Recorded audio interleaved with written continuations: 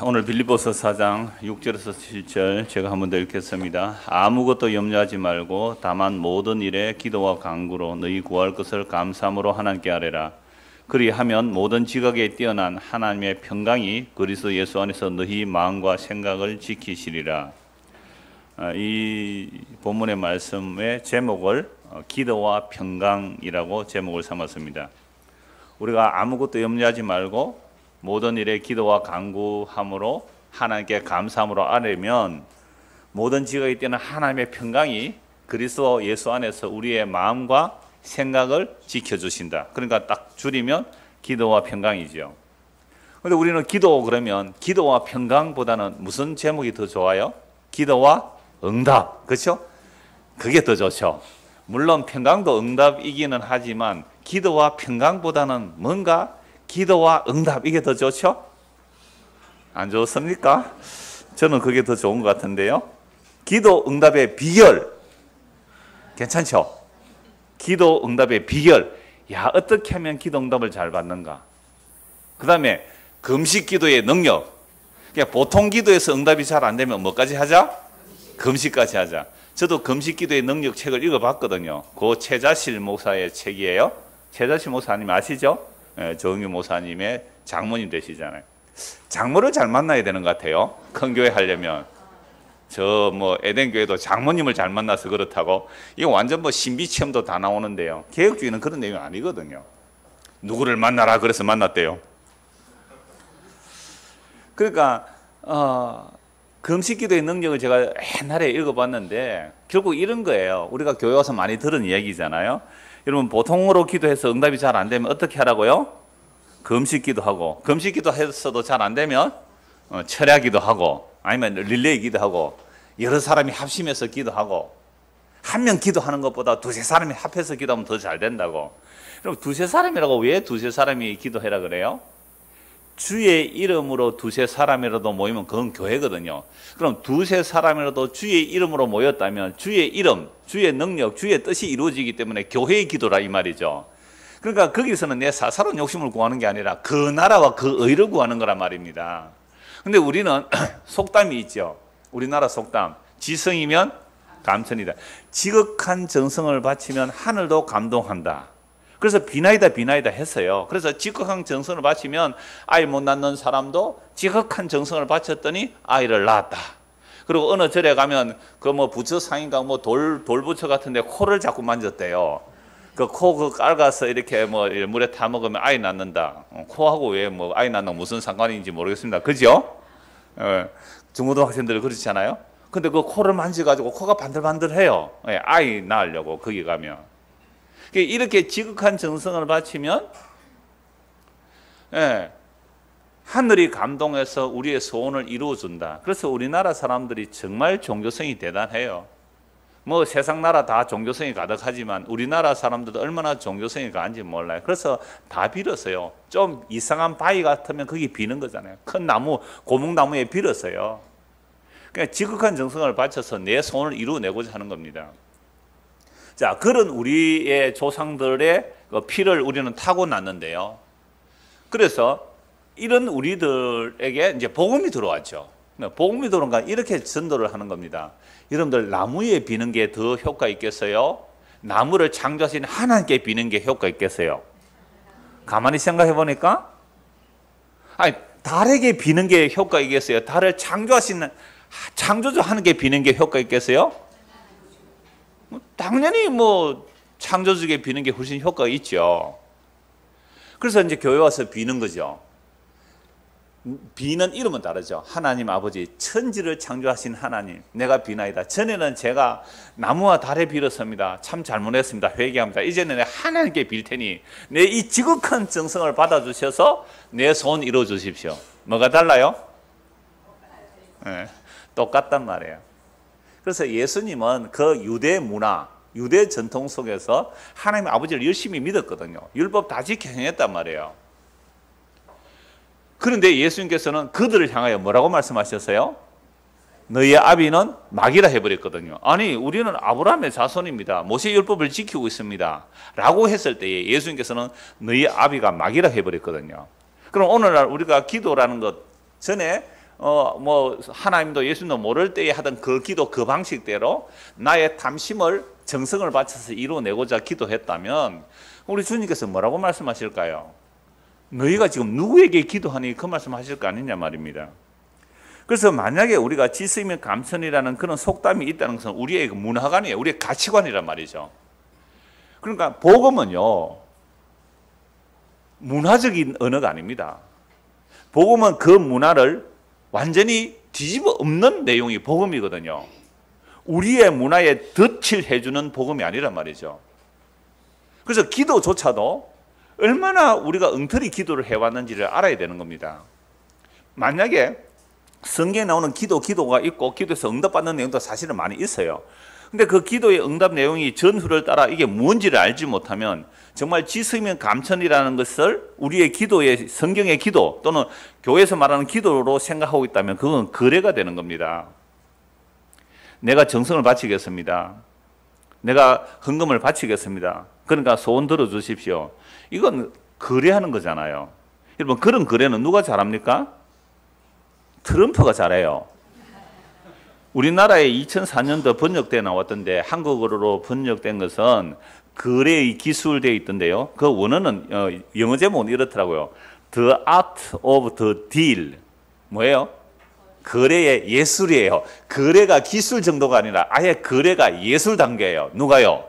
트럼프가. 세계적인 부동산 재벌입니다. 트럼프 빌딩 어마어마해요. 그 사람의 부동산, 그 사람이 부동산 만들어서 카지노 만드는 것, 이건요 정말 세계적인 재벌입니다. 트럼프는. 왜 그렇게 부자가 되었어요? 거래를 아예 예술적으로 한 거예요. 거래를 예술적으로. 여러분, 북미 대화하는 거, 거래하는 거 봤죠? 우리나라 대통령이 가서 좀 잘해라 그랬는데도 딱 가고 나서 뭐예요? 나 안 한다 이랬잖아요. 나 안 한다. 그러니까 누가 달아서 먼저 내려옵니까? 김정은이 달아가지고 우리나라 문재인 대통령 만나가 좀 얘기 좀 잘해줘.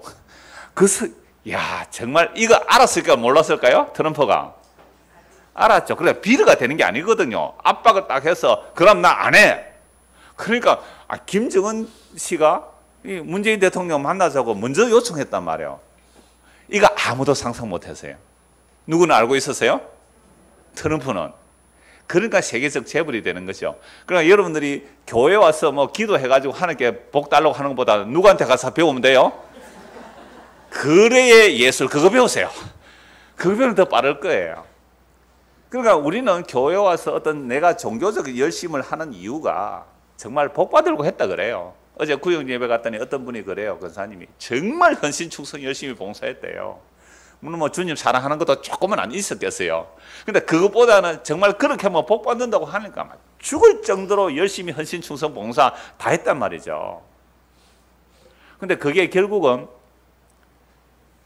그 나라와 그 의, 참으로 의와 희락과 평강, 그리스도 안에 약속된 하나님의 그 나라의 내용들, 이런 것들이 아니었다라는 거죠. 그리고 우리가 평생 그렇게 만약에 살았습니다. 근데 정말 주님 오세요. 주님 오실 때에 나는 너를 도무지 모르겠는데, 얼마든지 이럴 수 있잖아요. 평생 기도 많이 하고 응답 많이 받고 세상에서 부자 되고 성공했다 할지라도 주님께서 오셔서 나는 너를 도무지 모른다라고 말할 수 있는 거죠. 그래서 성경의 기도는요 절대로 거래가 아닙니다. 성경의 기도는 한마디로 말하면 자기 부인입니다. 제가 기도에 대한 책 이야기가 나왔으니까 하나 더 말씀드리면요, 대장간 출판사에서 최근에 나온 책인데요, 자크 엘릴의 우리의 기도입니다. 제목은 우리의 기도이지만 원 제목은 불가능한 기도, 이렇게 되어 있습니다. 그 중에 한 부분 제가 소개합니다. 이제 기도는 나와 같은 인간에게는 소비를 더 많이 할 수 있도록 돕는 의미가 있을 뿐이다. 가장 초보적인 차원에서 청원 기도는 유용한 물질들을 확보하려는 것이다.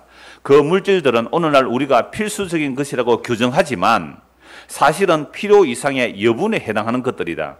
기도한다면 우리는 이 사회에서 우리 몫이라고 여겨지는 것을 하나님에게 요청한다. 왜냐하면 우리는 우리 자신을 불의의 희생자로 보면서 산업이 생산하는 잡다한 물건들을 가지지 못하면 절망감을 느끼기 때문이다.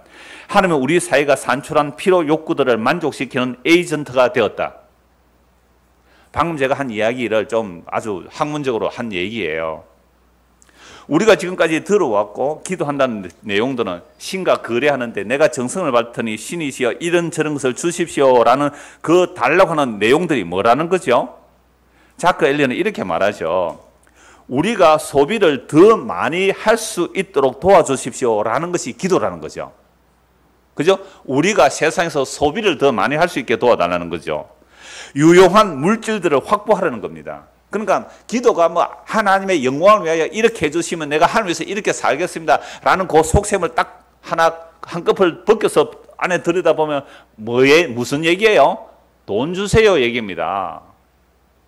뭐 하나님 이렇게 해주시면 내가 하나님께 영광을 돌리고 이렇게 해주시면 하나님께 영광을 돌리고 아니요, 그 안에는요 원님들에게 나팔 분다고 지가 하나님 이름 말하지만 그 안에는 자기 영광, 자기 탐심이 다 들어있는 거죠.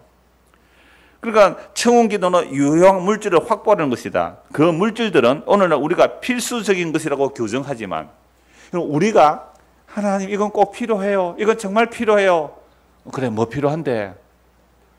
저 소형차 아니고요. 중형차 원해요. 이러는 거죠. 저 20평인데요. 한 30평 되기를 원해요. 이렇게 기도하더란 말이에요. 그게 꼭 필요한 거예요. 그게. 예배당이 좁아요. 우리는 좁기는 좁네요. 그 자리 있잖아요. 보세요. 이렇게 널널해요. 앞에. 예배당이 좁아요. 더 큰 걸 원해요. 그거 꼭 필요하니? 그러니까 우리가 필수적이라고 규정하지만 사실은 필요 이상의 여분에 해당하는 것들이다. 정말 주님이 이렇게 말씀하시잖아요. 먹을 것과 입을 것이 있으면 족한 줄 알라. 그런데 왜 집은 얘기 안 했을까요? 거기는 뭐 따뜻해서 그런지 그냥 침대 하나 뒤집어 쓰면 잘 수 있는 집인가 봐요. 그러니까 우리는 좀 마음을 좀 넓힙시다. 그러니까 집 한 채 있으면 됐다. 그죠? 집 한 채. 왜 동의를 안 하시는 눈치 같아요? 지금 전세 사는 사람만 아멘 하고 나머지 한 채 있는 사람은 아멘 안 하는 것 같아요. 그러니까 보세요. 제가 이 자크 엘리 얘기를 하는 이유가 있어요. 기도한다면 사실은 필요 이상의 여분에 해당하는 것들을 기도하고 있다는 말이죠.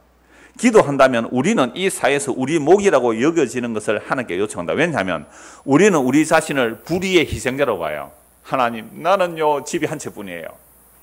보세요. 저 사람은 예수도 안 믿는데 집이 세 채예요. 내가 이 산업사회에서 나는 불의의 희생자예요. 이런 식으로 기도를 하더란 말이죠. 그러니까 산업이 생산하는 잡한 물건들을 가지지 못한 절망감을 느끼게 되기 때문에 그래서 이런 기도는 하나님을 뭐로 만들어 버려요? 우리 사회가 산출한 필요 욕구들, 뭐 스마트폰도 있어야 될 거고 텔레비전도 있어야 될 거고 뭐 자동차도 있어야 될 거고 좀 휴가를 갈 수 있는 여유도 있어야 될 것이고 이러한 욕구들을 만족시켜주는 에이전트, 대사가 되었단 말이에요. 그러니까 이런 분에게 어떻게 해야 여러분 에이전트들 잘 이렇게 로비하려면 로비를 잘해야 되잖아요. 로비가 뭐예요? 그 중에 하나가 기도더란 말이에요. 이런 식의 기도를 실제로 하고 있잖아요. 지금까지 해왔고요. 그래서 복음을 전하면 여러분들에게 가장 처음 듣는 반응이 뭐예요? 목사님, 설교 듣고 나니까요. 기도할 게 없네요. 기도할 게 없네요. 우리 교회도 새벽 기도를 했어요. 16년 동안. 근데 복음을 전하다 보니 자꾸만 사람이 없어. 안 와요. 새벽 기도에. 드디어 한 명 남았어요. 미안해서 못 오겠대요. 그럼 쉬세요. 미안해서 못 오면. 그때 주일날만 했거든요.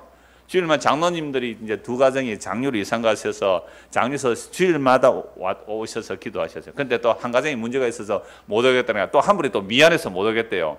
뭐 그럼 쉽시다. 와, 16년 동안 새벽 기도 다 했거든요. 여러분들이 지금이라도 못 하면 안 됩니다. 저는 새벽 기도 꼭 해야 되겠습니다 하시면 저에게 요청하십시오. 저 다시 할 수 있습니다. 저는 왜 새벽 기도 하자 그럴 때 했느냐 하면 복음 전하기 위해서 새벽 기도 한 거예요. 기도 이렇게 잘하면 응답 받습니다. 그런 내용이 아니었단 말이에요. 그래서 제가 복음 전할 때에 기도할 게 없다라는 그 말을 너무 많이 들어가지고 제가 지금까지 강해 설교를 해왔는데요. 딱 주제 설교가 기도입니다. 그러니까 기도에 대해서 창세기로부터 요한계시록에까지 기도하다, 호소하다, 부르짖다, 간청하다, 간구하다 이걸 쭉 다 설교를 했는데요. 2년 동안 한 100번 정도 설교를 했어요. 그러니까 창세부터 요한계시록까지 기도에 대한 내용은 다 나온 거죠, 다. 그런데 여러분 처음 기도가 뭔지 아세요? 처음 호소하다는 얘기가 아벨의 피의 호소예요. 두 번째 기도 내용이 뭐냐면 우리가 흔히 믿음의 조상인 아브라함이잖아요. 아브라함이 뭘 기도했는가 그거 좀 두 개를 말씀드리려고 해요. 오늘 기도에 대한 내용이니까요. 그래서 제일 성경에 처음 나오는 호소가 아벨의 피의 호소고 두 번째가 뭐라고요? 아브라함의 기도였어요. 그러면 처음 아벨의 피의 호소, 이건 뭐 잘 아시잖아요. 우리 성경을 잘 알고 있으니까. 여러분 에덴 동산에서 아담과 하와가 타락해서 쫓겨났습니다. 쫓겨나서 아이를 낳았어요. 큰 아들이 가인이고 둘째 아들이 아벨입니다. 여러분 큰 아들, 우리가 금요일 날 공부할 때 그 얘기를 했나? 그랬는데요. 큰 아들 가인을 얻었을 때에 아닙니다. 경기도 가서 모임할 때 그 얘기했네요. 큰 아들 하와가 딱 큰 아들 낳았을 때 이름을 뭐라 그래요? 가인이다. 이 가인이라는 뜻은 얻었다라는 뜻이거든요. 그런데 그걸 성경 밑에 각주의 해석에서 보면 하나님께로부터 얻었다 이렇게 돼 있어요. 하나님께로부터 얻었다. 근데 그게 히브리 원래 뜻은 얻었다라는 뜻인데 하와가 하나님께로부터 얻었다 그래요. 그럼 왜 가인을 하나님께로부터 얻었다 그래요? 창세기 3장 15절에 타락하고 났을 때 여인의 후손이 뱀의 후손의 머리를 상하게 하려고 그랬잖아요. 그러면 하와는 딱 무슨 생각 들었어요? 아들을 딱 얻었으니까 여자가 난 후손, 이 아들이 뭘 할 것이다? 뱀의 머리를 상하게 할 메시할 것이야 라는 식으로 가인을 지었는데 이건 사람의 뜻이에요. 그러니까 하와의 뜻이란 말이에요. 그러니까 하나님은 아니야. 그럼 누구예요? 아벨이라는 거예요. 그래서 가인과 아벨이 이제 아벨은 양을 치고 가인은 농사를 지었잖아요. 그러니까 둘 다 하나님께 제물을 드렸는데 가인 것은 안 받아주시고 아벨 걸 받아주시잖아요. 양을 드렸기 때문에 바쳤다 그러는데 그 당시에 양은 식욕은 아니었잖아요. 그러면 가죽 옷을 입혔다는 것도 양과 연결이 되는 거죠. 그래서 이걸 히브리서 와서야 해석이 됩니다. 히브리서에서는 아벨이 믿음으로 드렸다라고 되어 있거든요. 그러니까 그 창세기 본문에서는 아벨을 제사를 하나님께서 받아주신 거예요. 곡식 드려서 안 받고 양 바쳐서 받아줬다는 게 아닙니다. 그때는 제물을 뭘 드리라는 얘기가 없어요. 그러니까 율법에도 곡식으로 하나님께 제사를 드리거든요.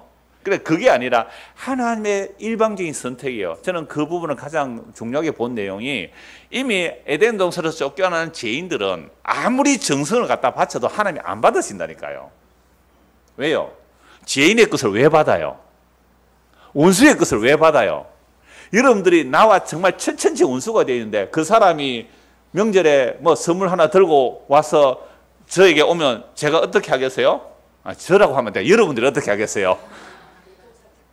선물과 뭐 선물 어떻게 들고 내저 갖다 던져버리겠죠. 제가 아는 친구가 이제 결혼하기 위해서 과일 바구니를 들고 여자친구 집에 찾아갔대요. 딸을 주십시오. 결혼하셨다. 과일 바구니 들고 던지보더래요. 네가 감히 우리 딸을 뭐 이랬대요. 네가 감히 우리 딸을. 그러면 남자들은 또 어때요? 그래 내가 두고 보자 성공하고야 말리라 뭐 이렇게 나오는 거 있죠. 실제로 쫓겨난 경험이 있다는 얘기를 제가 들었는데요. 그리고 우리가 원수가 그런데 천지를 창조하신 하나님과 죄를 지은 우리는 원수거든요. 그래서 로마서 보면 하나님과 원수되었다 그래요. 우리가 원수된 우리가 뭘 하나님께 들고 가서 하나님의 마음을 흡족해 하겠습니까? 예? 천지를 창조하신 하나님, 말씀으로 천지를 창조하신 하나님이 뭐가 아쉬워서 뭐가 없어서 우리한테 코 묻은 그 돈, 예? 코 묻은 돈 그거 갖다 바치는 걸 기뻐할까요? 코 묻은 돈 하니까 갑자기 이분 생각이 나네요. 경기도 모임에 이분이과 의사 선생님 오시는데 코 파서 번 돈이래. 자기는 정직하고 성실하게 일해서 번 돈이라 이거죠. 그래서 자기가 그러더라고요. 코 파서 번 돈인데 이러더라고요. 그러니까 우리의 코 묻은 그 돈을 하나님이 원하시겠느냐 말이에요. 그러니까 하나님께서 아벨의 제사를 받아주셨다는 것은 하나님의 일방적인 선택이며 은혜입니다.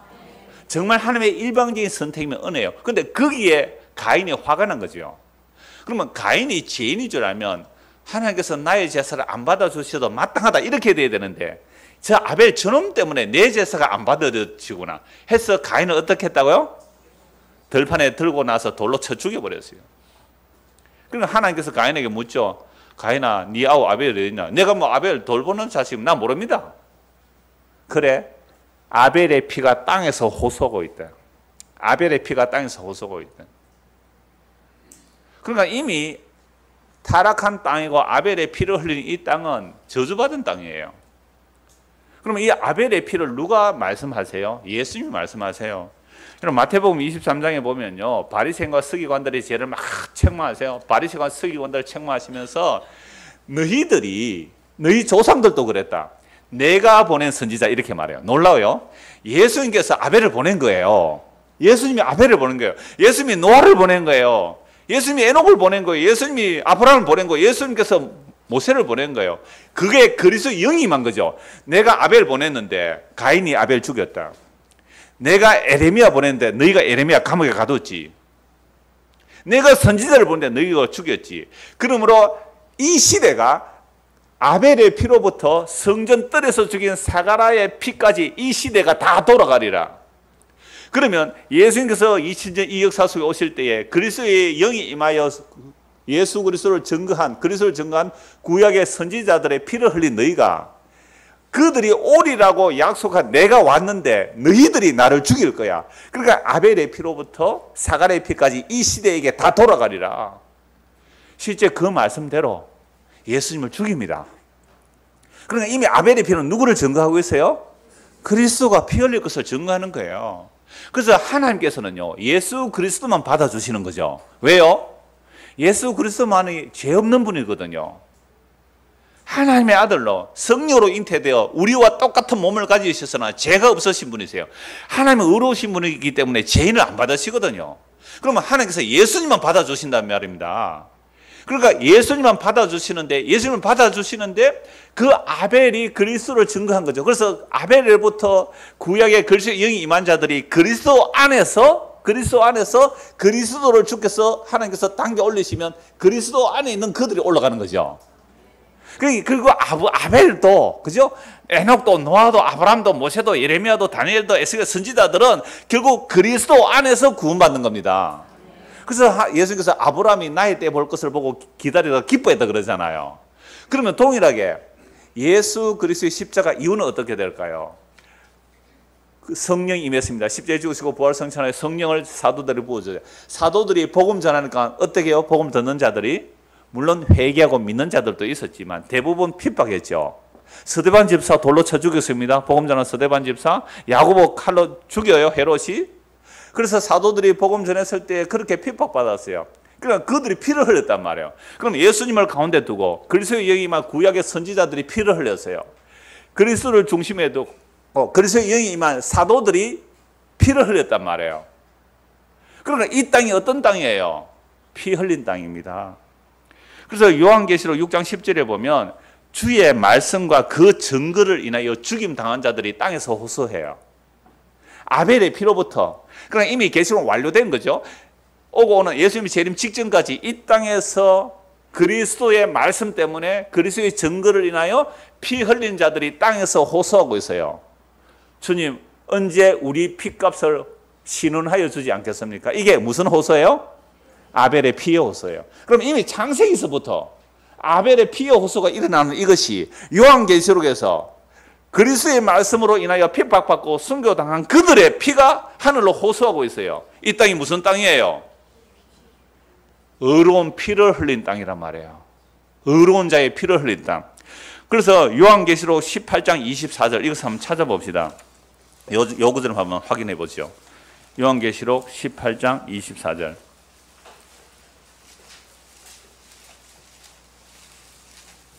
성경 끝부분이죠. 18장 24절. 같이 한번 읽겠습니다. 선지자들과 성도들과 및 땅 위에서 죽임을 당한 모든 자의 피가 그 성중에서 발견되었느니라. 요한계시록 18장은 바벨론의 멸망이거든요. 이런 바벨론이라는 것은 이미 예루살렘도 바벨론이에요. 대한민국도 바벨론이고요. 이 세상 전체가 바벨론입니다. 그러면 이 바벨론이 완전히 멸망해요. 큰 맷돌을 그냥 바다에 던지는가 맷돌이 사라지듯이 바벨론이 사라지는 얘기거든요. 그 바벨론에 온갖 세상의 영광들이 다 모여 있어요. 정치의 영광, 종교의 영광, 경제의 영광, 모든 영광들이 다 모여 있는 곳, 그게 음녀의 땅, 바벨론이죠. 이 바벨론이 완전히 멸망하는데 왜 바벨론이 멸망하냐, 이 세상이 멸망하느냐, 그 이유가 24절이에요. 선지자들과 성도들과 및 땅 위에서 죽임을 당한 모든 자의 피가 그 성 중에서 발견된 거예요. 여러분, 선지자들, 예수님을 중심으로 보십시오. 아벨의 피로부터 누구까지요? 사갈의 피까지. 그 다음에 성도들 누구예요? 그리스도에 임한 신약의 성도들, 그들의 피가 이 땅에 흘렸단 말이에요. 그러나 예수님의 십자가 피에 참여된 자들의 피를 흘린, 예수를 핍박한 자들, 예수 믿는 자들을 핍박한 자들의 피가 이 땅에서 발견되기 때문에 이 바벨론이 멸망하는 겁니다. 그럼 세상이 왜 멸망해요? 핵폭탄 때문 아니에요. 경제 문제 때문에 멸망하는 거 아닙니다. 정치 문제 때문에 멸망하는 거 아니에요. 이 땅에 예수 그리스도의 피를 흘렸기 때문에 이 땅이 하나님의 진노와 심판을 받는 땅입니다. 여러분, 너무 많아요. 성경에. 악한 포도는 품꾼 비유 보십시오. 포도는 완벽하게 만들라고 새를 주었어요. 종들을 보냅니다. 주인이 새를 내라고. 안 줘요. 때리고 죽여요. 종들 또 보내요. 그래도 종들 또 죽여요. 마지막에 내 아들 보내면 이들이 나를 공경하리라 하고 아들 보니까 아들도 죽여버렸죠. 그때 주인이 어떻게 합니까? 물어보죠. 예수님께서 너희가 포도원 주인이라면 어떻게 하겠느냐. 예, 그들을 진멸하고 그 포도원을 새를 제대로 바칠 다른 사람이 줄 겁니다. 그때 놀라죠. 그 사람들 알아들어요. 와, 우리에게 그런 일이 안 일어났으면 좋겠습니다. 그때 주님 뭐라 말씀하셨어요? 모퉁이에 버린 돌이, 모퉁이에 버린 돌이, 건축자들의 버린 돌이 모퉁이의 머릿돌이 되리라 한 이 말씀이 어떻게 이루어지겠느냐. 그렇게 된다면. 그래서 나는 너희 손에 의하여 버림받아야 돼. 나 죽어야 돼. 너희 손에 의하여. 그래서 예수를 믿는다는 것은 주여, 내가 참된 주인인 당신을 죽였나이다. 산자와 죽은 자의 주가 되시는 그 예수 그리스도, 당신을 내가 살해한 자입니다. 내가 선악과 따먹고 내가 주인이 되어 있었군요. 중고등학생들도 들으십시오. 지금까지 나는 내 인생의 주인으로 살았어요. 예수님이 나의 주인이 아니었단 말이에요. 이걸 죄라 해요. 그래서 예수님이 오셔서 내가 네 주인이야, 내가 너의 주인이야 하니까 내가 내 주인인데 하고 예수를 확 밀쳐버린 거예요. 밀쳐버렸는데 그분이 죽어버렸어요. 내가 예수를 살해한 가해자예요. 내가 예수를 살해한 가해자라고 인식되는 것이 개송입니다. 내가 예수 죽인 자가 아니면 예수 믿는 의미를 몰라요. 우리는. 지금 제가 첫 기도의 호소, 땅의 호소. 그래서 우리의 진짜의 기도는 가짜예요. 그러니까 우리가 그리스도로 인하여 함께 그리스도의 피 흘림에 참여된 자들의 호소, 그게 예수님의 기도란 말이죠. 그 그리스도에 참여된 자들, 이들이 이 땅에서 뭘 구할까요? 자, 아벨이 이 땅에서 뭘 구할까요? 스데반 집사가 이 땅에서 뭘 구할까요? 예수님 전가하다가 이 땅에서 죽임당한 자들이 이 땅에서 뭘 구할까요? 주여, 우리 피를 언제 신원하여 주시겠습니까? 그래서 이 세상의 멸망은 예수님의 피를 흘렸기 때문에 이 세상이 멸망해요. 그렇다면 우리가 이 세상에서 복음을 듣고 예수를 믿었어요. 그럼 뭘 해야 됩니까? 뭘 구해야 되겠습니까? 뭘? 아브라함의 기도를 보십시오. 두 번째 그 기도가 아브라함이에요. 소돔과 고모라 성에 자기 조카 롯이 살고 있잖아요. 죄악이 가득해서 하나님의 천사가 그들 심판으로 내려왔습니다. 아브라함이 하나님께 간구하죠. 처음에 세 분이 오잖아요. 사람의 형태에 오서니까 세 분이 왔죠. 하나님 한 분이세요. 그러니까 내가 이들을 심판으로 간다. 하나님, 악인과 의인을 같이 죽이면 안 되잖아요. 그런데 그게 의인 50명 있으면 어떻게 하시겠어요? 그래, 의인 50명 있다면 50명 때문에 내가 소돔과 고모라 성 살려줄게. 용서할게. 자신이 없어요? 45명. 오케이. 40명, 30명, 20명. 주여, 티끌 같은 죄가 감히 아래 없는데 한 번만 더 하나님께 간구하기를 10명이 있으면요, 내가 10명 있어도 용서할게. 그런데 천사가 가서 보니까 10명 있습니까? 없어요. 그래서 롯을 끄집어내는 거예요.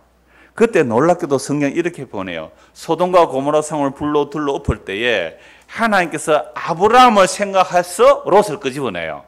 자, 두 번째 기도 뭐예요? 소돔과 고모라 성은 장차 올 세대의 모범이에요. 그 모델이에요. 이 세상에 불로 심판할 때에 아브라함의 기도를 생각하여 롯을 끄집어낸단 말이에요.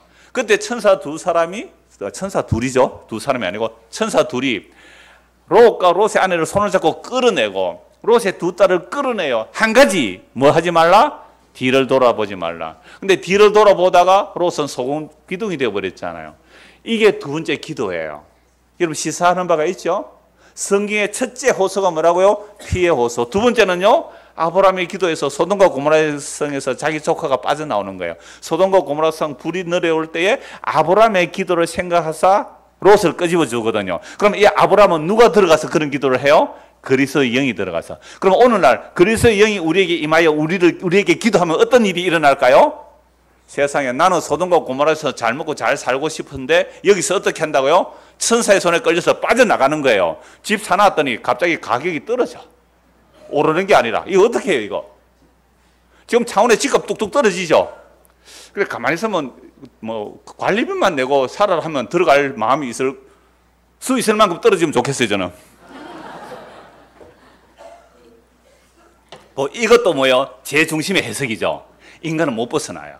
근데 집 매체에 있는 사람은 이 말 들으면 제 말 들으면 어떻게 기분 되게 나쁘겠죠. 그럼 우리는 여기서 못 벗어나요. 이게 롯의 모습이에요. 베드로 후서 2장 한번 보십시오. 베드로 후서 2장. 베드로 후서 2장. 이거 경기도 모임할 때 이 말씀을 나눴는데요. 베드로 후서 2장을 한번 보십시오.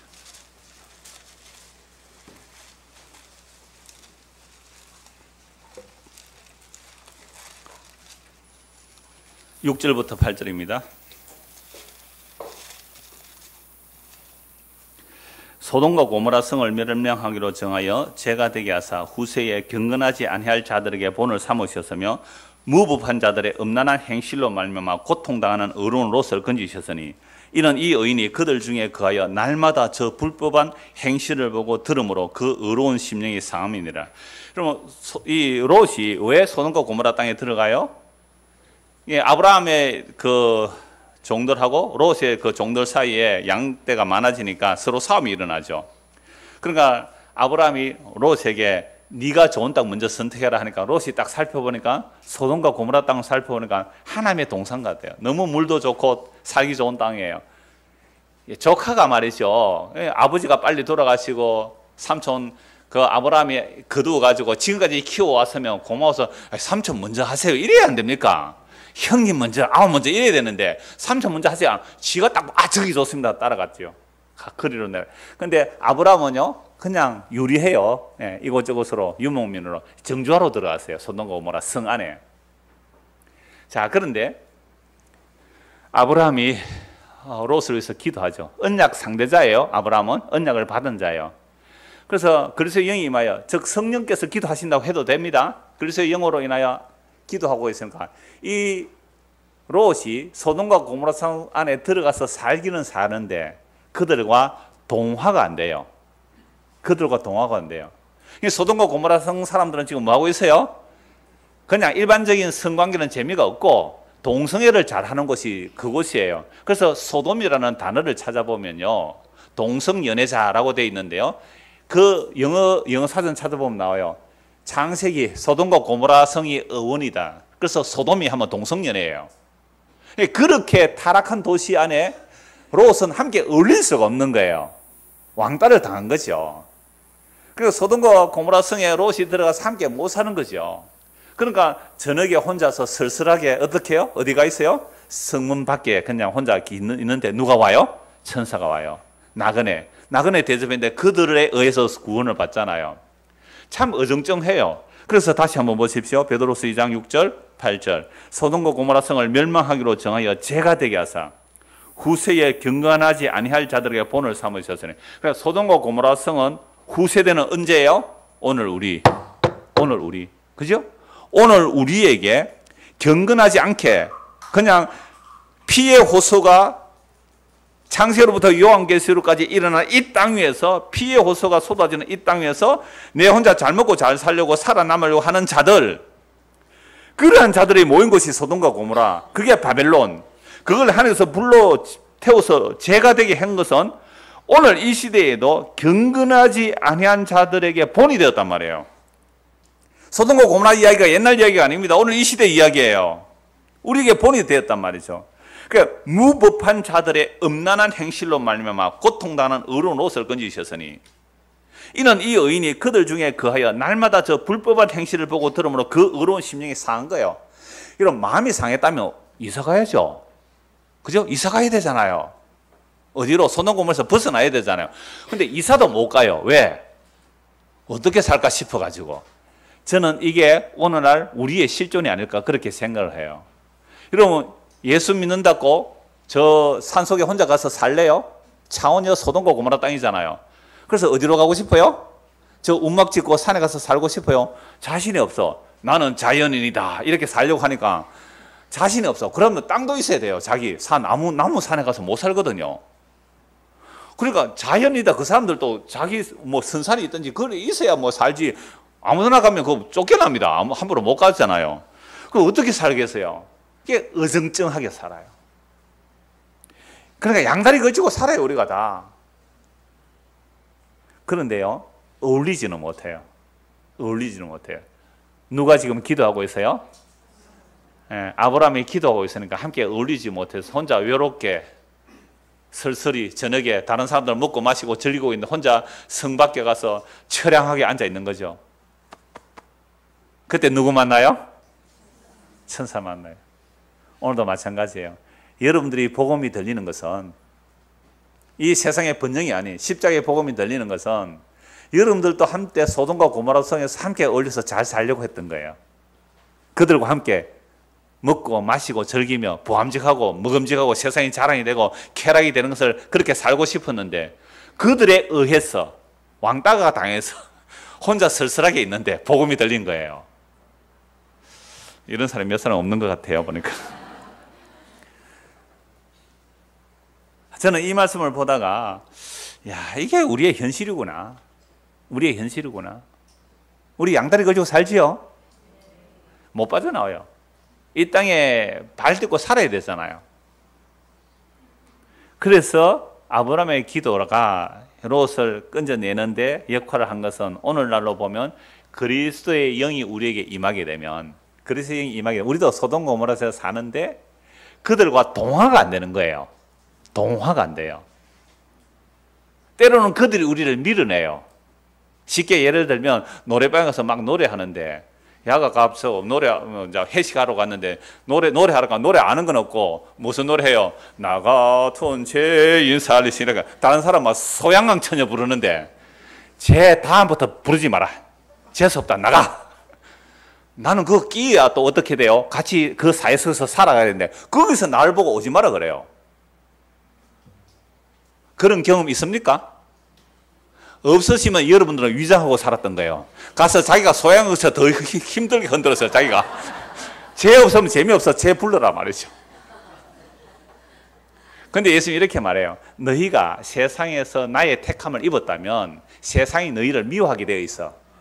세상에 속한 자는 세상이 사랑하겠지만 너희가 세상에서 나의 택함을 받았다면 세상이 너희를 미워하게 되어 있어. 그래서 너 롯처럼 왕따 당할 거고 이 시대에 왕따 당할 거야. 그래서 외롭게 있을 그때에 뭘 생각해요? 성문 앞에서 우리 주님 생각하도록. 그게 성령의 기도예요. 자, 그래서 오늘 본문 다시 한번 보십시다. 오늘 본문 다시 보십시오.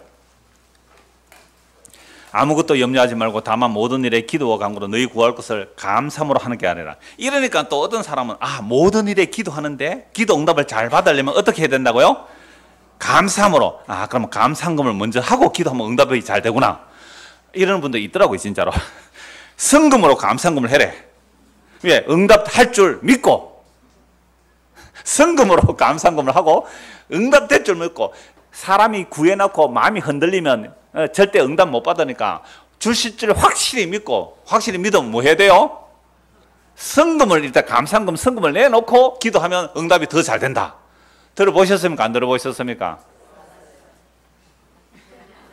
그렇게 실천했습니까? 안 했습니까? 그랬구나.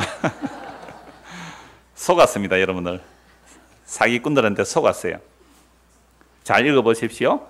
아무것도 염려하지 말고 다만 모든 일에 기도와 간구로 너희 구할 것을 감사함으로 하는 게 아니라 그리하면, 그렇게 하면 모든 지각에 뛰어난 하나님의 평강이 그리스도 예수 안에서 너희 마음과 생각을 지키시리라. 그러니까 우리의 소원을 하나님께 아뢰할 수 있어요. 우리의 간구를, 우리의 구할 것을 하나님께 아뢰할 수 있어요. 어떻게 하라고요? 감사함으로. 이건 감사한 건 성금 내라는 말이 아닙니다. 감사함으로 기도하라는 것은 윤희론에서나 성서윤에 나온 하나님의 은혜라는 책이 있어요. 거기에 보면 무슨 내용이 있냐면 이 사람이 신학교 교수고 목사이기도 한데요. 차를 타고 가다가 음주 운전한 사람이 들이받은 거예요. 그래서 함께 차를 타고 왔을 때에 거기에 그러니까 자기 어머니죠. 자기 어머니하고 아내하고 막내딸이 죽어버렸어요. 그리고 애 서희하고 자기가 살아남았어요. 많이 다치고. 그럼 하루아침에 3대가 죽었어요. 할머니, 아내, 막내딸 죽고 3명, 꼬맹이 3명하고 남자 하나 살아남았어요. 여러분 그 삶이 쉽겠어요? 살아가는 삶이? 저는요 우리 교회 그 애들 3명, 4명 키우는 분 보면요 존경스러워요. 아들 4명, 아들만 3명, 아들만 3명, 세 사람만 해도 애가 몇 명입니까? 10명이네? 아들만 4명, 아들만 3명, 딸도 없어요. 또 아들만 3명, 3가정이 있어요. 그것만 해도 주일학교가 돼요. 저는 정말 존경스러워요. 어떻게 그걸 키워요, 그걸? 애 하나 감당하기도 힘드는데. 뭔 얘기다 제가 얘기했어요? 교통사고. 그러니까 남자가 애 서희를 어떻게 키우겠어요? 그 고난 말도 못하죠. 그 트라우마 말도 못해요. 근데 이분이 하나님의 은혜라는 책을 쓰면서 뭐라는 얘기하냐면, 제가 몇 분에게 그 책 복사해서 폰으로 이렇게 드린 분도 있는데 이렇게 말해요. 우리가 구속받은 입장에서 우리의 인생을 본다면 정말 아픔과 고통 또는 슬픔, 그것조차도 하나님의 위로를 알기 때문에, 죄의 고통할 때 그 죄의 용서를 알기 때문에, 그 죄의 깊은 수렁 속에 그 아픔의 고통 속에서도 구원받은 입장에 보면 그것이 뭘로 바뀌어요? 용서 때문에, 하나님의 위로 때문에 천국의 성질로 바뀐다는 거예요. 이걸 감사라 그래요.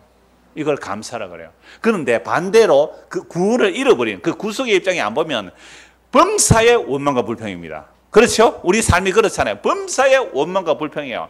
그러니까 범사의 원망과 불평을 하면 그 사람이 사는 현장은 뭐가 되죠? 지옥이 되잖아요. 그러니까 평생을 지옥으로 살다가 눈 떠보니까 어디예요? 진짜 지옥이잖아요.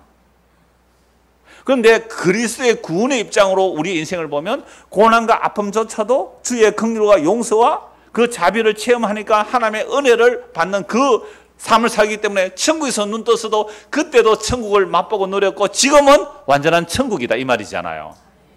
이게 예수 믿는 거예요. 그래서 여러분들 무슨 일든지 기도하십시오. 어떤 일이라도 기도하십시오. 기도와 간구로 너희 구할 것을 감사함으로 하나님께 아뢰십시오. 하나님께 아뢰면 보세요. 내 문제가 해결된다는 게 아니라 하나님의 평강이, 우리의 지각에 뛰어넘는 하나님의 평강이, 나는 지금 이 문제가 죽을 것 같아요. 이 문제도 이게 해결 안 되면 죽을 것 같아요. 하나님께 기도했어요. 문제는 그대로 있는데 이게 문제가 별게 아닌 게 되는 거예요. 왜요? 우리의 지각을 뛰어넘는, 여러분 우리의 지각은 타락한 지각이에요. 우리의 지각이 뛰어넘는, 우리의 생각은 하나님의 생각과 달라요. 땅에서 하늘이 높은 같이 우리의 생각은 하나님의 생각과 달라요. 그러니까 나는 이게 저주요 재앙 같은데 하나님은 너에게 그게 꼭 필요한 거야. 그 사실을 알게 되니까, 기도를 통하여 그걸 알게 되니까 지각에 뛰어난 하나님의 평강이, 하나님의 평화가, 하나님의 샬롬이 우리의 마음과 생각을 그리스도 예수 안에서 지켜주시는 거예요. 이게 기도 응답입니다. 그러면 어떤 사람이 정말 예를 들어서 부도가 났습니다. 아니면 어떤 큰 일이 일어났어요. 그래서 정말 죽으려고 했는데 이 말씀 보고 기도했습니다. 그러니까 갑자기 그가 내가 왜 죽지?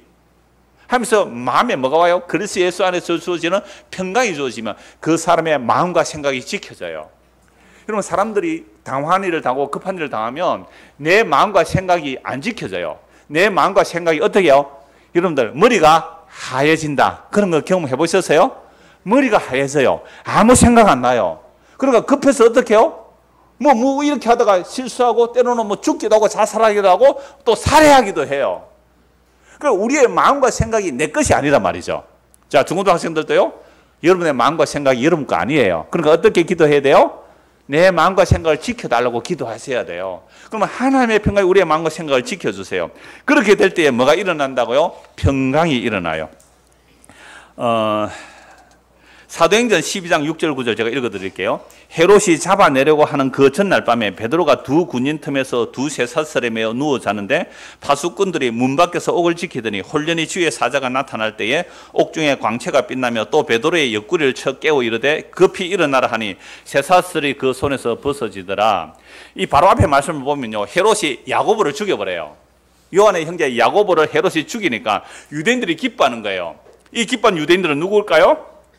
바리새인과 서기관들, 예수 안 믿는 자들이잖아요. 예수 죽인 자들이잖아요. 그러니까 야고보를 죽여버리니까, 야고보가 막 복음 전하고 있죠. 그래서 야고보를 죽여버리니까 유대인들이 기뻐함을 보고 헤롯이 베드로도 잡아가지고 감옥에 가둬줍니다. 그때가 무교절이에요. 무교절이 끝나면 베드로 죽여버리려고. 그래서 무교절 끝날인데 다음날 사형되는 날이에요. 근데 베드로가 감옥에서 뭐하고 있습니까? 잠을 자고 있어요. 천사가 베드로를 깨워줘. 베드로 일어나라. 베드로가 너무 깊이 잠이 들어서 아예 안 일어나요. 그래서 천사가 베드로를 어떻게 깨워요?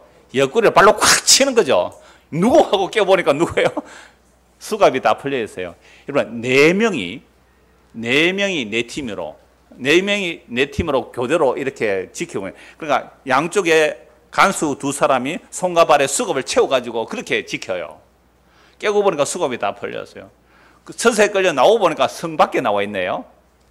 이때 앞뒤 보면 참 재미있는 내용이 또 있는데, 베드로가 옥에 갇히니까 그 마가 요한의 그 어머니의 집에서 기도를 해요. 베드로에서. 이런 무슨 기도했을까요? 베드로 잡혔으니까 풀어달라고 기도했을 거 아니에요.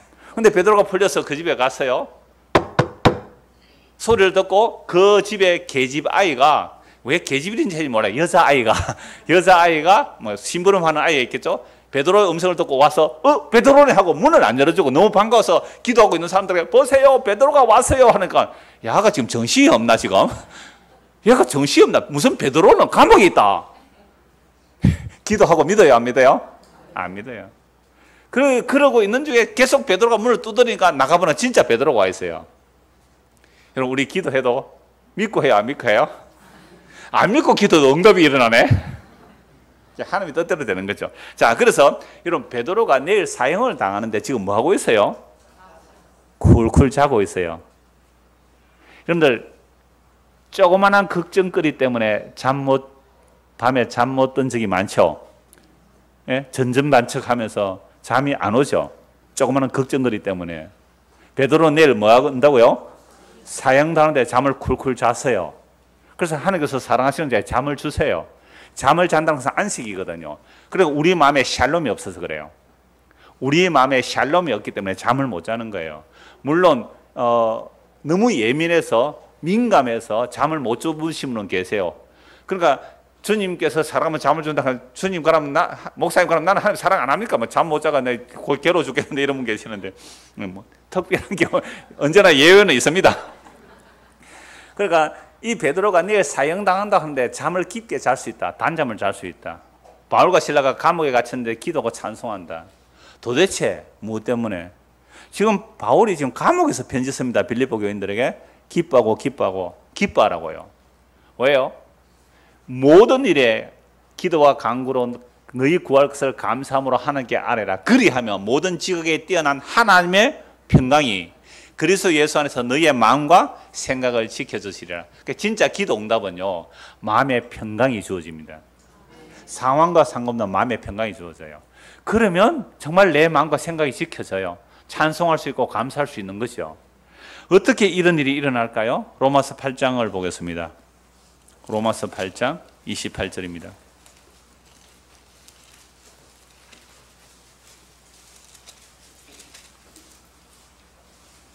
우리가 알거니와, 너무 잘하는 말씀이죠. 같이 한번 읽겠습니다. 우리가 알거니와 하나님을 사랑하는 자, 곧 그의 뜻대로 부르심을 입은 자들에게는 모든 것이 합력하여 선을 이루느니라. 여러분 이 말씀 가지고도 지금 여러분들 고난 가운데 있습니까? 가난한 가운데 있습니까? 하나님의 합력의 선을 이루면 부자 되게 할 겁니다. 지금 병 들었습니까? 병 낫게 할 겁니다. 이런 식으로 자꾸만 합력하여 선을 이룬다라고 말을 하는데요. 여러분 합력하여 선을 이룬다는 것은 누가 기도하기 때문에 이루어지느냐? 26절부터 보십시오. 이와 같이 성령도 우리의 연약함을 도우시나니 우리는 마땅히 기도할 바를 알지 못하나. 우리는 기도할 줄 몰라요. 소돔과 고모라 성에서 벗어나도록 기도하는 게 아니라 소돔과 고모라 성 안에서 잘 먹고 잘 살기를 기도해요. 근데 성령이 기도하니까, 아까 아브라함이 롯을 위해서 기도한 것처럼 성령이 기도하니까 소돔과 고모라 성에서 마음이 안 편해요. 그냥 세상 사람들을 하고 살려고 했는데 마음이 안 편해요. 그들이 나를 왕따시켜요. 할 수 없이 성 입구에 기다릴 수밖에 없는 거예요. 그러니까 성령이 우리의 약함을 도우시고 우리는 마땅히 기도할 바를 알지 못해. 우리가 구하는 것은 육신의 정욕, 안목의 정욕, 이생의 사랑에 구할 줄을 몰라요. 기도할 줄 모르기 때문에 오직은 뭐예요? 너는 너 기도는 아니야 이 말이 아닙니까? 오직 성령이 말할 수 없는 탄식으로 우리를 위하여 친히 간구하셨느니라. 마음을 살피시는 이가 성령의 생각을 아시나니 이는 성령이 하나님의 뜻대로 성도를 위하여 기도하십니다. 그러니까 우리 안에 누가 기도하세요? 성령이 말할 수 없는 탄식으로 기도해요. 왜 말할 수 없는 탄식으로 기도할까요? 우리 기도가 응답이 되면 어떻게 되니까? 소돔과 고모라 성에서 못 빠져나가니까. 하늘에서 불이 떨어질 때 함께 다 죽을 거니까. 우리 기도의 내용이 다 그런 거예요. 소돔과 고모라에서 못 빠져나갈 것만 기도하고 있어요 지금. 그래서 우리의 기도는 이런 거예요. 목사님 그런 게 아니고요. 제가 다 하나님의 영광을 위해서 이렇게 하는 거죠. 하나님의 영광을 위해서. 꼭 뭐 내가 잘 먹고 잘 살려고 하는 거 아니고요. 하나님의 영광을 위하여. 하나님의 영광이 십자가로 나타났지 세상에 잘 먹고 잘 사는 곳에서 하나님의 영광이 나타나지 않습니다. 교회가 대단한 업적을 남긴다고 하나님의 영광이 아니라 예수 그리스도의 그 십자가, 그게 하나님의 영광이란 말이에요. 그러니까 우리는 엉터리예요. 성경 보면 나오잖아요. 합력의 선을 이룬다는 것은 왜 합력의 선을 이루어집니까? 롯이 소돔과 고모라 성에서 어정쩡하게 살아요. 그냥 그 동네에서. 근데 아브라함이 기도하잖아요. 그래서 영이 우리 안에서 기도하면 어울리지가 못해요. 그래서 합력하여 선을 이루는 결과가 뭐예요? 재산 몽땅 하나도 못 들고 오고 양쪽 손에 천사의 손에 끌려 나온 거예요. 불 다 타버렸어요. 합력하여 선을 이룬 거죠. 이거 아멘 안 되는 사람은 뭔가 좀 있는 거예요 지금. 이거 불타면 안 되는 게 좀 있는 거예요. 아니 천사의 손에 끌려 나왔어요. 합력하여 선을 이루었다. 어디 가서 살아야 돼요? 산에 동굴에 가서 살아요. 동굴에. 어떻게 살았을까요? 돈 좀 들고 나왔을까요? 합력하여 선을 이룬 거예요. 성경이 그렇잖아요. 아니 제가 이렇게 전개시킨 게 틀린 겁니까? 맞는데 쓱 아멘이 안 되죠. 맞기는 맞는데 이게 쓱 아멘이 안 돼요. 그러니까 우리 안에서 누가 기도해요? 성령께서 말할 수 없는 탄식으로 기도하고 있는 거죠. 어떤 사람은 이 말씀에 속이 시원한 사람이 있는 사람은 지금 망한 사람입니다. 불안한 사람은 뭔가 좀 있는 사람이고요. 그래서 우리가 알거니와 하나님을 사랑하는 자고 그의 뜻대로 부르심을 입은 자들은 모든 것이 합력의 선을 이룬다. 여러분 모든 것이 합력의 선을 이룬 내용이 뭘까요? 29절입니다. 하나님이 미리 아신 자들을 창세전에 그리스도 안에서 영원전에 미리 아신 자들을 또한 그 아들의 형상을 본받게 하기 위하여 미리 정하셨으니 하나님께서 영원전에 창세전에 우리를 왜 정해놓았을까요? 왜 택하셨을까요? 그 아들 누구예요? 예수 그리스도. 그 형상을 덧입히기 위하여 그 그리스도를 우리에게 덧입히기 위해서 본받게 하기 위하여 미리 정하셨으니. 여러분 우리는 기도했을 때에 정말로 그리스도의 형상을 덧입기를 원합니다. 이 기도 한 적이 있습니까? 하나님께서 우리를 구원하신 목적이 뭔데요? 하나님의 아들 그리스도의 형상을 우리에게 덧입혀 주기 위해서 우리를 예정하시고 불러내시고 택하셨어요. 그러면 내가 지금 세상에서 어떤 형편에 있든지 예수 그리스도를 알고 믿게 되는 것, 이게 하나님의 뜻이 이루어지는 거잖아요. 성경이 어렵습니까? 쉽습니까? 근데 이거 나중에 집에 가서 읽으면 또 안 읽혀져요. 희한하죠? 합력하여 선을 이루구나. 그러면 내가 이렇게 한 것이 나중에 이렇게 잘 될 거야. 그런 얘기 아니고요. 합력하여 선을 이루도록 성령이 우리 안에서 말할 수 없는 단식으로 기도하는 것은 하나님의 아들의 형상이 뭐예요? 더딥혀지는 것, 그리스도 옷 입어지는 것, 우리가 그리스도 안에 들어가는 것, 내가 죽고 나의 뜻이 죽고 그리스도의 뜻이 내 안에 이루어지는 것, 이게 합력하여 선을 이루는 겁니다. 그래서 그는 많은 형제 중에서 맏아들이 되게 하려면, 맏아들, 오늘 오후에 나와요. 맏아들이 뭐 하는 역할인지 희생하는 역할이에요. 맏아들이 희생함으로 그 혜택이 우리가 그 양자로 입양된 우리가 혜택을 받는 거죠. 그래서 30절 같이 읽읍시다. 또 미리 정하신 그들을 또한 부르시고 부르신 그들을 또한 의롭다 하시고 의롭다 하신 그들을 또한 영화롭게 하셨느니라. 여러분, 영화롭게 할 것이 아니라 영화롭게 하셨느니라. 이걸 제가 묵시라 그랬잖아요. 이미 그리스도 안에서 우리는 함께 죽고 함께 살아남고 하늘에 앉혀졌어요. 에베소 1장 2장을 보면 우리가 지금 시간을 빼라 그랬잖아요. 시간이 없으면 정말 그리스도의 재림하시는 그 순간 이미 묵시 속에는 우리가 하나님의 영광의 보좌에 앉혀져 있어요. 그래서 너희가 다시 살리심을 받았다면 땅의 것을 생각하지 말고 위의 것을 찾으라. 그러니까 지금 감옥에 갇혀서도 내일 죽는데도 뭘 기도했을까요? 사도들은 이걸 알아요. 우리의 생명이 그리스도 안에서 하늘에 감춰진 것을 알아요. 그럼 이 땅에서 죽을지라도 나는 그리스도와 함께 영광의 나라에 있는 것을 알아요. 그러니까 내일 죽어도 나는 뭐예요? 감사해요. 바울은 심지어 하루라도 빨리 죽기를 원했어요. 왜요? 그 영광의 나라를 보았거든요. 확인했거든요. 성령을 통해 마음에 확신이 있거든요. 이게 평강입니다. 여러분, 이 평강 없으면 불안해서 조그만 일에도 짜증이 날 거예요. 화가 나고 원망이 날 거예요.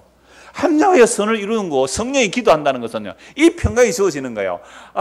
빨리 가고 싶어. 빨리 가고 싶어. 이 사람에게 무슨 세상의 것이 그 사람을 흔들 수 있느냐 말이에요. 세상이 감당할 수 없는 거예요. 이런 사람을 세상이 감당치 못해요. 미리 정하시고 영화롭게 한 거죠. 그러니까 기도하는 거죠. 어떤 일에 주님 지금 이 어려움이 있습니다. 이 아픔이 있습니다. 이 고통이 있습니다. 라고 기도를 쭉 해나가는데 갑자기 로마서 8장 말씀이 생각나요. 이미 우리가 영화롭게 그리스도 안에 감춰져 있네요. 그것을 잠시 생각하니까 지금 있는 이 죽을 것 같은 고민이 뭐예요? 땅에 티끌만도 못한 거예요. 그 그리스도의 영광이 내 안에 실제가 되는 순간 내가 죽을 것 같은 이 고통이 뭐라고요? 별거 아니네. 마음에 뭐가 주장해요? 그리스도 예수 안에서 하나님의 평강이 너희의 마음과 생각을 지키시리라. 요걸 하나님의 나라를 맛본다 그래요. 완성은 안 해요. 그런데 또 돌아가면 또 문제가 또 생겨. 그럼 또 어찌 하면 돼요? 기도하죠. 모든 일에 기도와 간구를 감사함으로 하나님께 아뢰라. 그리하면 하나님의 평강이 그리스도 예수 안에서 네 마음과 생각을 지켜주시리라. 그러니까 감옥에서도 뭐 할 수 있어요? 찬송할 수 있는 거예요. 단간 지하방에서도 감사할 수 있는 거예요. 지하 비 새는 곳에서도 감사할 수 있는 게 그거예요. 물론 더 나은 삶이 될 수 있으면 좋죠. 얼마든지 열심히 해서 지상 탈출을 하십시오. 우리도 10년 만에 지상 탈출을 했잖아요. 지하 탈출을 했잖아요. 지하 탈출을. 자, 31절 보십시오. 로마서 8장은 그런 이 일에 대하여 우리가 이미 어떻게 되었다고요? 영화롭게 되었어요. 예수를 믿는 영화롭게 되었어요. 이 일에 대하여 우리가 무슨 말을 하려? 만일 하나님이 우리를 보고 영화롭다고 하셨다면, 이미 완료되었다면 누가 우리를 대적하리요? 자기 아들을 아끼지 아니하시고 우리 모든 사람에게 내주시니까 어찌 그 아들과 함께 모든 것을 우리에게 주시지 아니하겠느냐? 누가 능히 하나님께서 택하신 자들을 고발하리요? 의롭다 하신 이는 하나님이시니 누가 정죄하리요? 죽으실 뿐 아니라 다시 살아나신 이는 그리스도 예수시니 그는 하나님 우편에 계신 자에 우리를 위하여 간구하시는 자시니. 또 누가 기도해 주세요? 예수님. 그래서 우리가 범사에 기도와 간구로 감사를 하나님께 아뢰면 이게 생각이 나요. 예수님이 하늘 보좌 우편에서 나를 위해 기도하구나. 예수 그리스도의 영, 그 그리스도의 영, 성령이 우리 안에서 기도하고 계시구나. 그렇다면 우리는 뭐가 확신이 되지는 거죠? 내가 이미 그리스도와 함께 영광 중에 앉혀져 있다는 거, 이미 영화롭게 됐다는 이 마음이 우리 마음에 실제가 돼요. 이게 진짜로 받아들여지는 거죠. 그 순간 우리는 뭐요? 평화로다. 하늘 위에서 내려오네. 여러분, 진짜 두려운 날이 언제인지 아세요? 저 하늘에 구름이 일어나고 그 나팔 소리 날 때, 그게 진짜 두려워요. 그때는 그리스도 안에 있지 아니한 자는 스스로 지옥으로 달려 들어가야 돼요. 아이고 무서워라. 산하 날 가려다오, 바위와 날 가려다오. 진짜 그리스도 오시는 날에 그렇게 되는 거예요. 그 큰 두려움의 날이 성도에게서 무슨 날이 돼요? 평화의 날이 돼요. 영광의 날이 돼요. 이게 진짜 평화입니다. 이게 진짜 샬롬이에요. 이게 진짜 평강이에요. 그러니까 그리스도께서 우리 우편에 기도하세요. 그래서 35절 보십시오. 누가 우리를 그리스도의 사랑에서 끊으리요? 환난 옵니다. 공고 옵니다. 박해 옵니다. 기근 옵니다. 적신 옵니다. 위험 옵니다. 칼 옵니다. 죽임 당하는 일이 일어납니다. 기록된 바 우리가 종일 주를 위하여 죽임을 당하게 되며 도살당할 양같이 이름을 받았나이다 함과 같으나니라.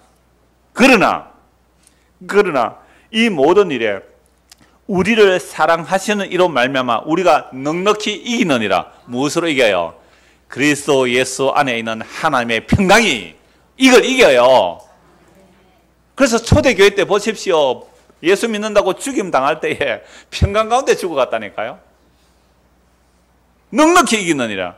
내가 확신하노니. 그래서 처음에는 예수 믿는 사람 막 잡아 죽이는 거 자꾸만 서로 죽으려고 하는 거예요. 서로 죽으려. 이래가 안 되겠다 해서 어떻게 한다고요? 사탄이 타락시켜요. 기독교가 권력을 가지게 만들어요. 그래서 기독교가 세상 영광을 가지게 만들어버려요. 기독교 핍박을 안 해버려요. 사탄이 그렇게 교묘하게 하는 거죠. 그러나 이 모든 일에 우리를 사랑하시는 이로 말미암아 우리가 넉넉히 이기느니라. 내가 확신하노니. 지금 사망의 상태에 있어요. 환난, 핍박, 직선, 키움, 죽음에 같아요. 그러나 사망이나 생명이나 천사들이나 군세자들이나 현재일이나 장래일이나 능력이나 높음이나 깊음이나 다른 어떤 피조물이라도 우리 주 그리스도 예수 안에 있는 하나님의 사랑에서 끊을 수 없으리라. 이것이 기도하는 자들에게 말씀이 실제가 돼요. 우리 안에. 그래서 말씀 보시고 기도하시면 우리의 상황과 상관없이 우리 주 예수 그리스도 안에 있는 그 평강, 그 하나님의 평강이 우리 안에 임하게 되고 이걸 맛보고 누리게 됩니다. 이 은혜가 저와 여러분들에게 임하기를 소원합니다. 기도하겠습니다. 하나님 아버지, 우리는 날마다 어려움을 당합니다. 숨쉬는 순간마다 어려움을 당합니다. 그러나 성령께서 우리 안에서 말할 수 없는 탄식으로 기도하시고 예수님께서 하는 보좌 우편에서 기도하시기에 우리는 이미 영화롭게 된 사람임을 말씀을 통하여 믿습니다. 그러므로 어떤 환난과 핍박이라도 죽음이라도 우리 주 예수 그리스도 안에 있는 하나님의 사랑에서 끊을 수 없다는 이 복음의 말씀이 우리 마음에 확신으로 와닿게 하시고 그리하여 세상의 어떤 환경 가운데서도 참된 평강을 누리며 살아가는 믿음의 사람들이 되도록 은혜를 베풀어 주시옵소서. 예수 그리스도 이름 받들어 기도드리옵나이다. 아멘.